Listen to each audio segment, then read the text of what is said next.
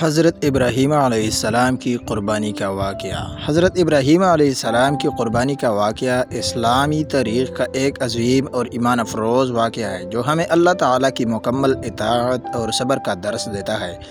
اللہ تعالیٰ نے حضرت ابراہیم علیہ السلام کو مختلف آزمائشوں میں ڈالا، اور ایک دن آپ نے خواب میں دیکھا کہ آپ اپنے پیارے بیٹے حضرت اسماعیل علیہ السلام کو اللہ کی راہ میں قربان کر رہے ہیں۔ کیونکہ انبیاء کے خواب سچے ہوتے ہیں، اس لیے آپ سمجھ گئے کہ یہ اللہ کا حکم ہے۔